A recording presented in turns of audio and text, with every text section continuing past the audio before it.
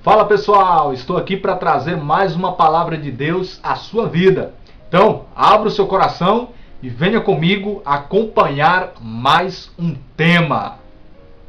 No livro de Gênesis, dos capítulos 37 ao 50, se encontra uma das histórias mais conhecidas, inspiradoras e emocionantes da Bíblia Sagrada. É a história de José. José era o filho mais amado de Jacó, e por causa disso e de seus sonhos, se tornou o odiado pelos seus irmãos. A sua vida dá uma reviravolta exatamente a partir dos seus sonhos, os quais prenunciavam que um dia sua família iria se prostrar diante dele. Tomados de ódio, ciúmes e inveja, seus irmãos queriam sua morte. Entretanto, atiraram-lhe numa cisterna sem água, e em seguida o venderam para uma caravana de ismaelitas, que o levaram para o Egito. No Egito é comprado por Potifar, um oficial egípcio do faraó e chefe da guarda, que o colocou à frente de sua casa e de seus bens, por ter conquistado a simpatia do mesmo. Porém as coisas ganham um novo rumo na vida de José. A esposa de Potifar desejou seduzi-lo, mas diante da recusa de José, ela o acusou de tentativa de abuso, o que fez com que ele fosse para a prisão. Mesmo na prisão, José prosperava, e foi confiado a ele todos os presos que ali se encontravam. Enquanto esteve preso, José interpretou os sonhos de 2 prisioneiros. Certo tempo depois, tendo o faraó sonhos estranhos, e não achando ninguém para interpretá-los, é informado sobre a capacidade de José em interpretar sonhos. José é chamado e dá ao rei o significado dos seus sonhos.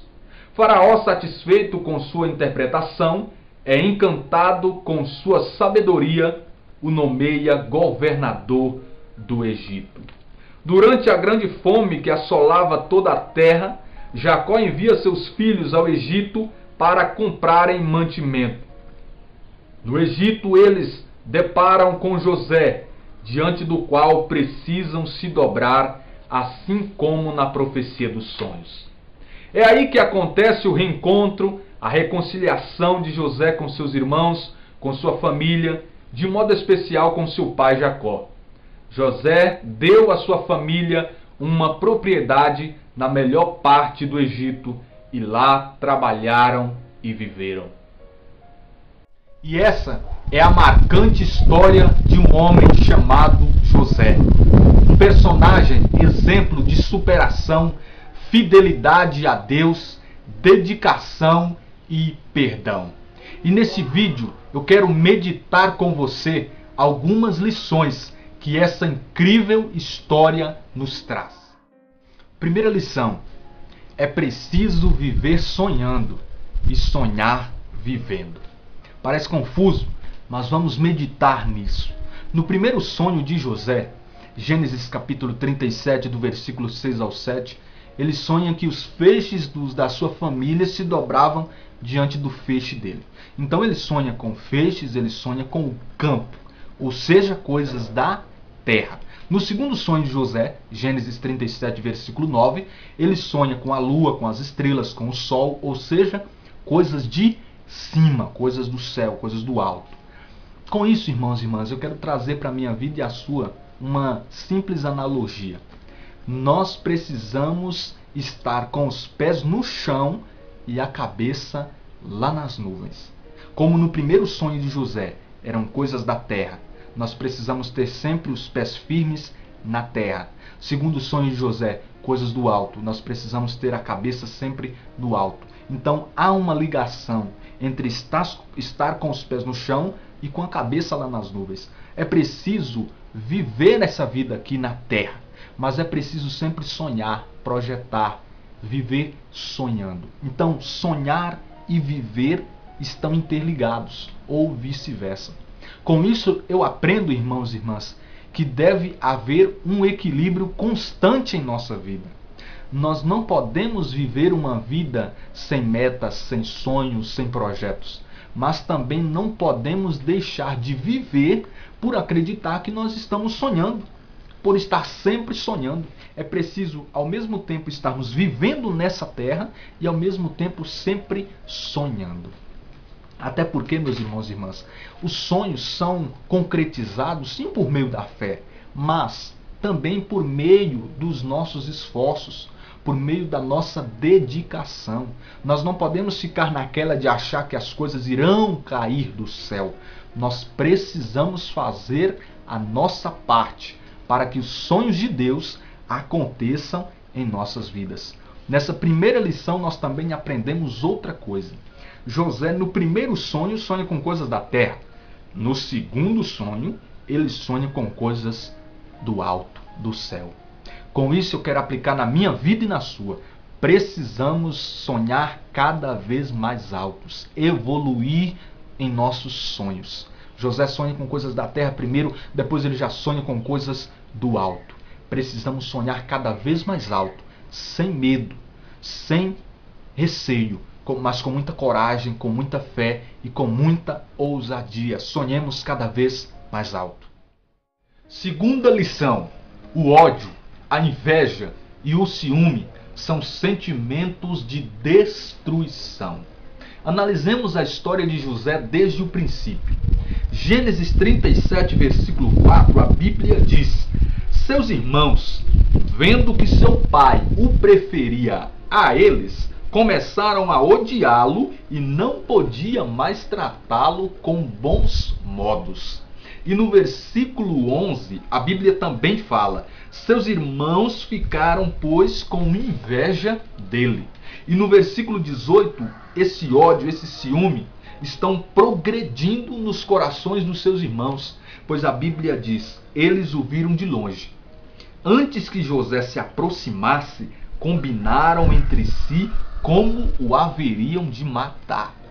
Percebe que o ódio, o ciúme e a inveja são sempre sentimentos que levam à destruição. Tem um ditado por aí que diz: a inveja mata. E quando nós vamos para a Bíblia Sagrada, nós percebemos que isso é uma verdade. Lá em Gênesis capítulo de número 4, a palavra diz que Deus olhou com agrado para a oferta de Abel e não para a oferta de Caim. Então o semblante de Caim mudou. Ele ficou irritado, conduziu o seu irmão até um certo lugar e ali o matou. Por causa da sua irritação, do seu ódio, do seu ciúme. O ódio leva ao assassinato. A pessoa já assassina a pessoa dentro do seu coração. Meus irmãos, quem odeia quer matar o odiado, mas o primeiro a ser destruído é o próprio odiador. Tem uma frase que atribuem a William Shakespeare que diz: o ódio é um veneno que tomamos esperando que o outro morra. Renunciamos, irmãos e irmãs, todo o ódio, todo o sentimento de inveja e de ciúmes. Não deixemos que a inveja, o ciúme e o ódio dos outros nos destrua, e nem deixemos que o ódio, o sentimento de ciúmes e de inveja no nosso coração possa nos destruir ao pensarmos que estamos destruindo o outro. Terceira lição que a história de José nos ensina é: precisamos alcançar a maturidade. José era um cara jovem, tinha 17 anos. A Bíblia diz que ele ia até seu pai contar as más conversas dos seus irmãos. Então ele fuxicava, um sinal de imaturidade. José era o filho mais amado de Jacó, o filho de sua velhice. Jacó mandou até fazer uma túnica de várias cores para José. Então José era um cara mimado. José também, quando tem os seus sonhos, ele não sabe guardar só para si, mas ele os conta imediatamente. Tudo isso que eu citei acima, irmãos, são sinais de imaturidade. Mas o que é maturidade, afinal? Maturidade é quando nós atingimos um alto grau de desenvolvimento, de prudência, de sabedoria, de experiência na vida. Mas, irmãos e irmãs, José, de uma hora para outra, é tirado de tudo isso. José, de mais amado de seu pai, agora é odiado pelos seus irmãos, é jogado numa cisterna, é vendido pelos seus próprios irmãos, se torna escravo, vai para o Egito, vai para a prisão. Então José, de toda essa realidade de ser mimado, de estar na casa de Jacó, de ser o mais amado do seu pai, José agora é arrancado bruscamente dessa realidade e levado para outra realidade. Meus irmãos, chega um momento em que a vida exige de nós crescimento e maturidade.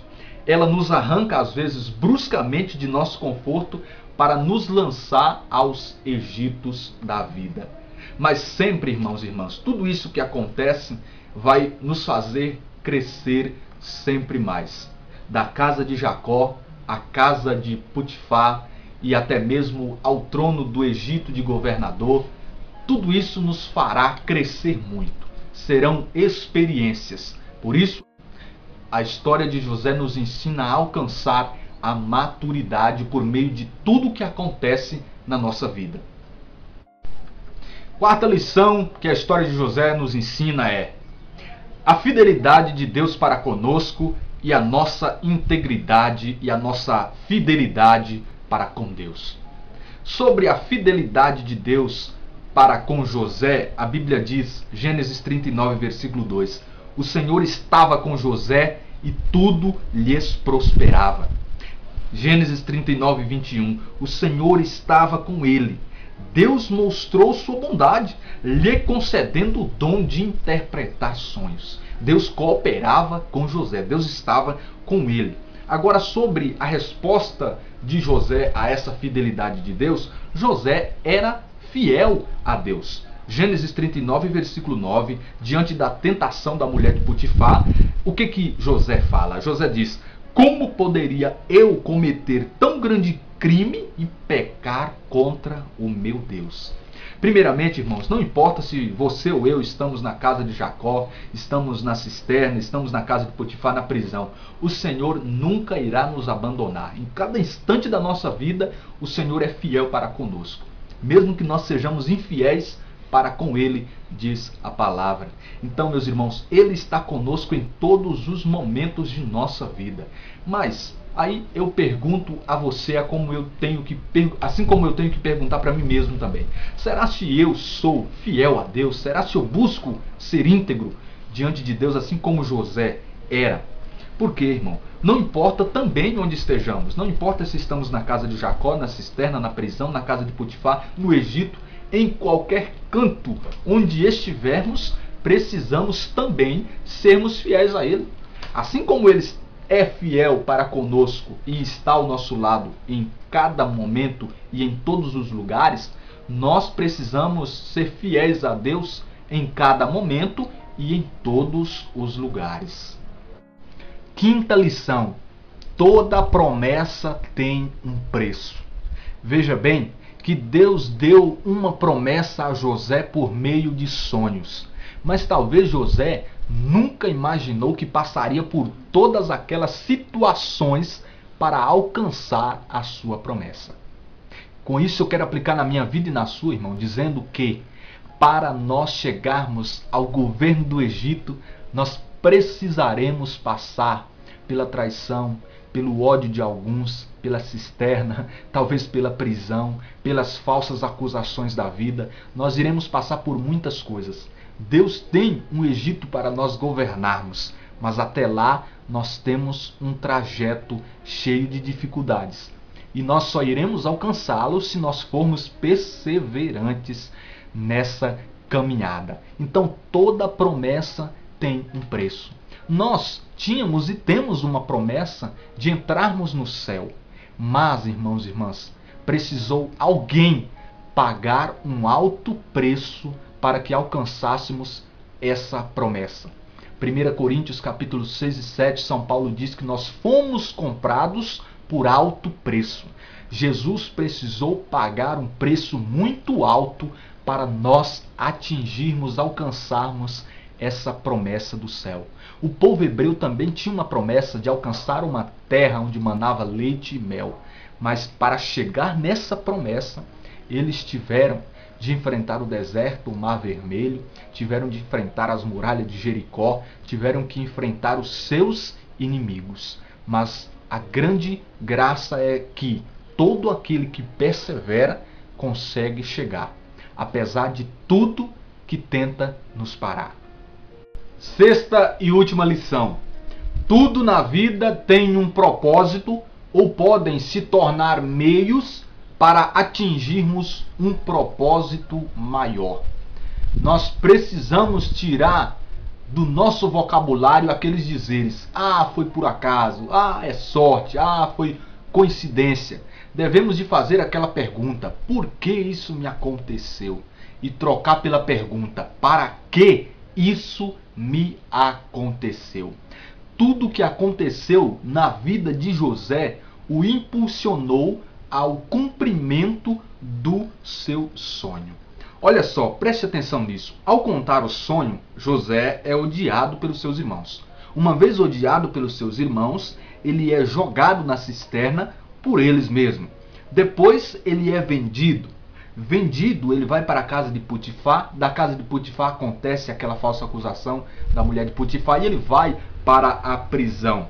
Na prisão, ele interpreta sonhos, o que lhe serve de liberdade mais tarde, para que ele interprete os sonhos do rei. E ao interpretar os sonhos do rei, ele é promovido governador do Egito. Então tudo o que aconteceu na vida de José foi o levando até o cumprimento da promessa que Deus tinha para ele. Toda a sua experiência de administrar, de cuidar da casa de Potifar e de cuidar da cadeia, lhe serviu de experiência para governar, para administrar o Egito inteiro.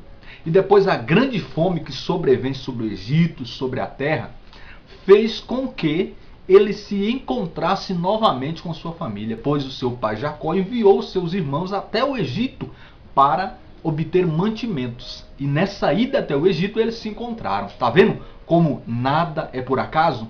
Ou o que acontece, Deus pode fazer daquilo um meio para nos atingir a um objetivo maior? O próprio José disse em Gênesis 50:20: a vossa intenção era de me fazer mal, mas Deus tirou daí um bem. Porque Deus sempre tira o bem de um mal que nos acontece.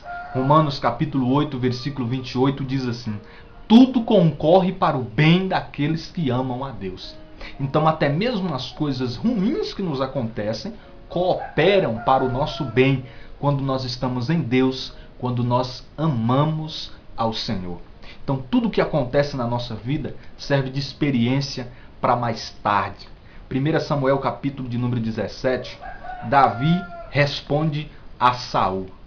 Ele diz que quando estava no campo e o leão e o urso perseguia as ovelhas do seu rebanho, ele perseguia aquele leão, aquele urso, tirava a ovelha de sua boca e o matava. E ele diz: assim acontecerá com esse filisteu que está insultando o Deus dos exércitos. Então toda a experiência de Davi no campo, matando o leão, matando o urso, serviu de experiência para ele naquele momento, naquela luta contra o filisteu, contra Golias.